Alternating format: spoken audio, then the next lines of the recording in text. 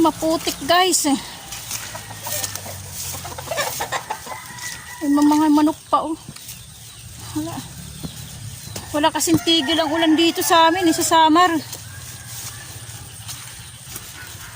Yan yung guys ang daanan oh. Maputik.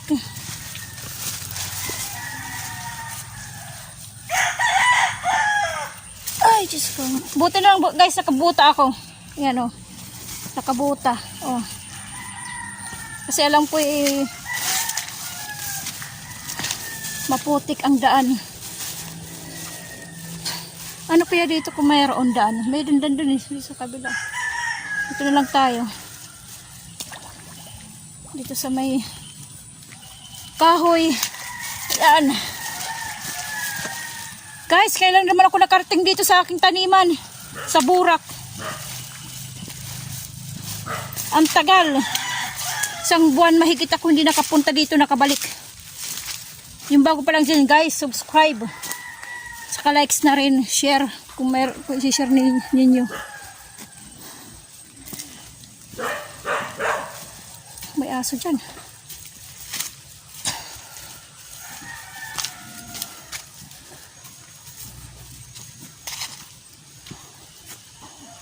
Ay, yung aso. Nagbakasyon kasi. Doon nagpasko sa Maynila, doon sa kapatid namin. Ayan na oh. Yun, may bagsak na nyog. Ayan. Oh, madamo na. Makapal lang damo.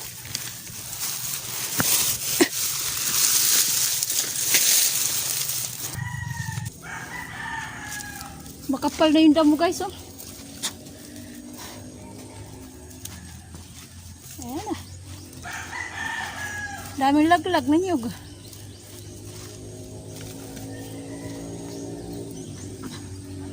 Sa kabila ah. Ayan.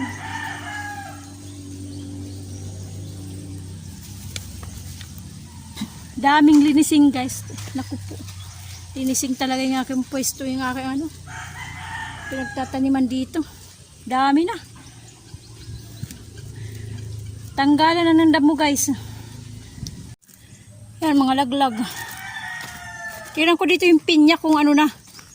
Kung may pumitas. Oh, may pumitas nga guys. Ayan oh. Pinitas oh. Ah, hindi. Nabulok. Sabi ko mabubulok eh. Ito oh. Ayan oh, nabulok na. Nabulok na lang guys oh. Ayan. Ayun oh. Yun nandyan. Nabulok na lang guys. Tatanim ko na lang to. Kasi hindi ko na nabalikan eh. Alam ko hinog na yun eh. Alam ko hinog na to. Hindi ko lang nabalikan na. Daming kalat guys oh. Hindi ko na nabalikan eh. Tanggalan ng damo. Ayan oh. Wala, isang buwan mahigit hindi ko napuntahan dito.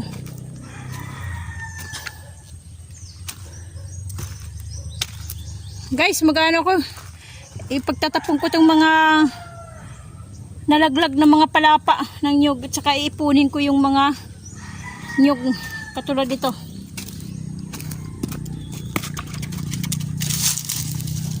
Ayan.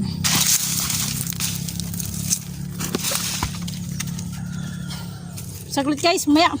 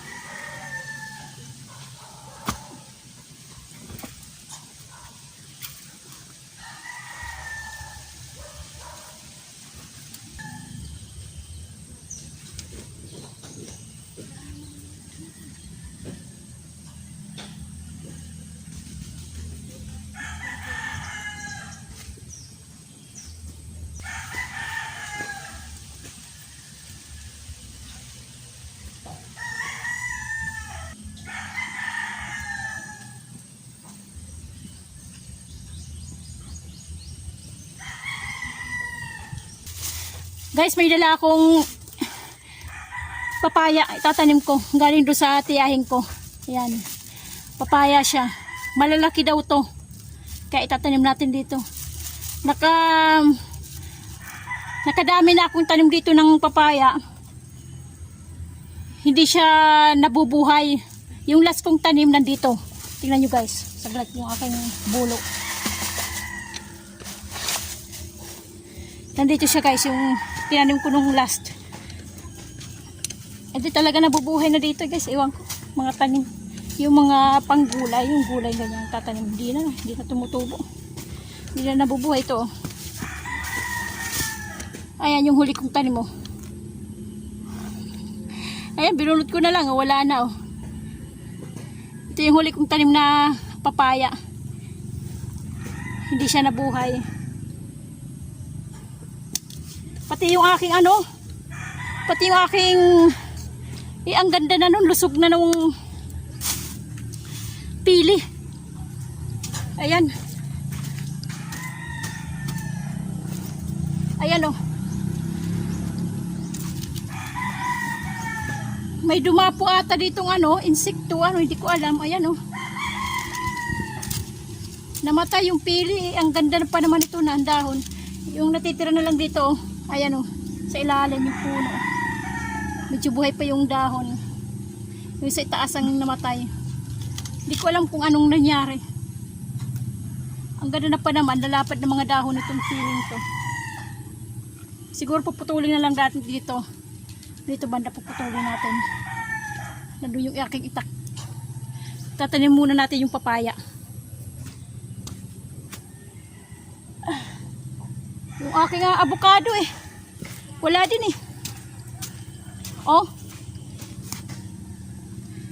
Noong nasa pa siya, nasa plastic.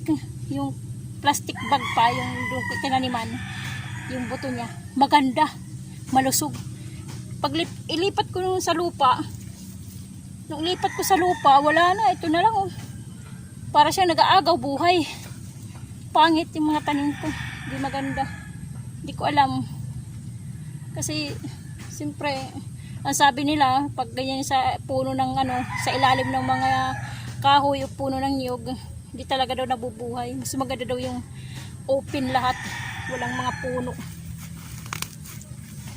Walang mga puno yung pagtataniman. Ay.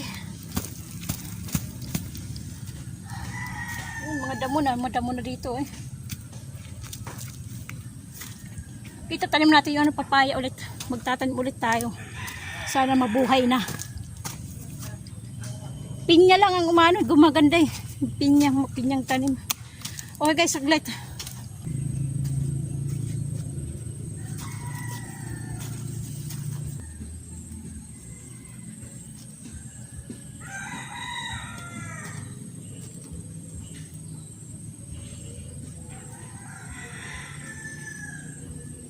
Nalanta na.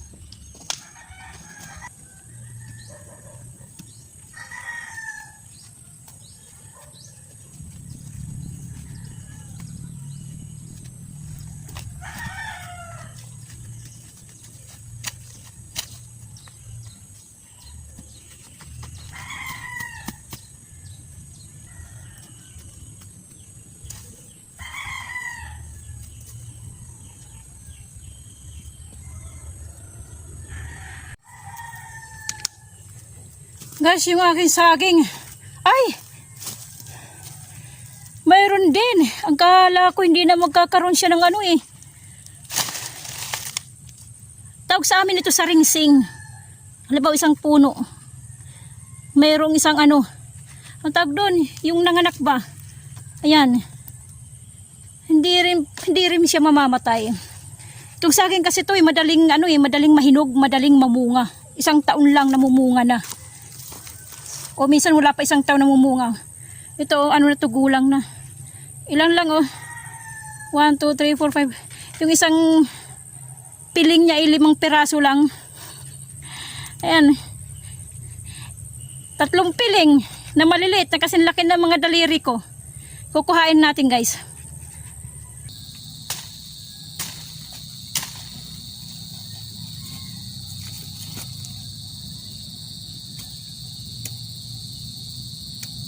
Ito yung saging na ano eh.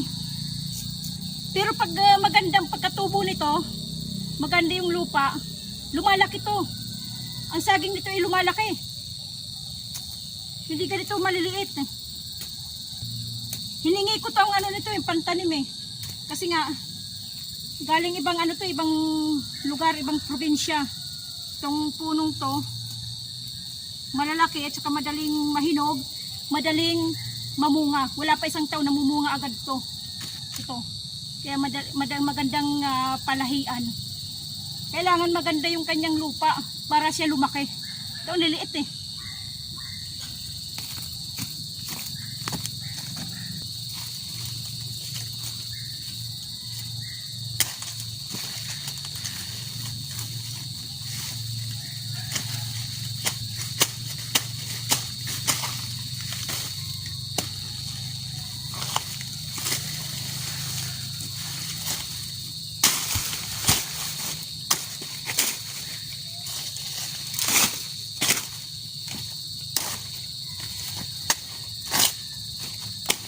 Maganda rin ilagay ito sa ano, sa puno eh. Para gawing fertilizer din.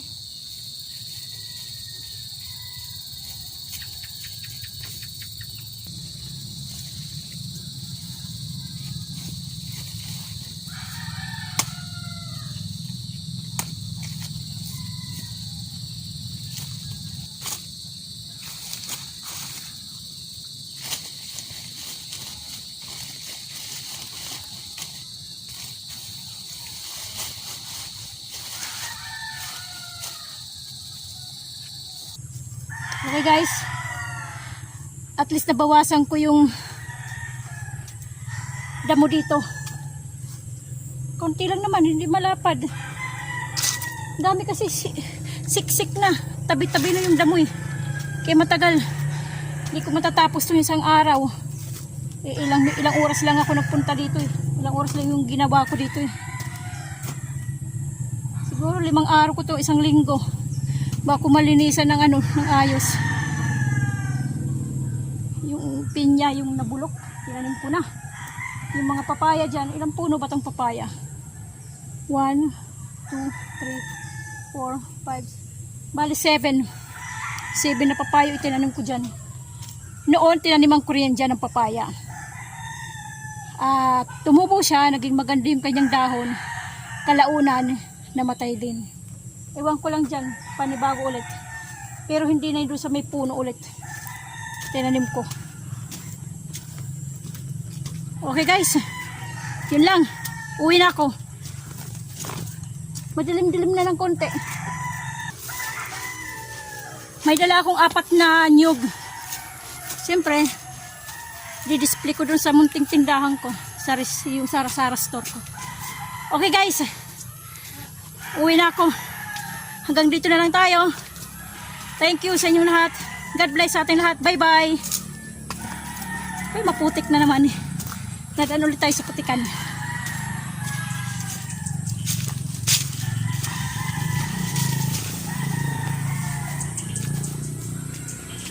Ay. May dalag. Maliit na dalag.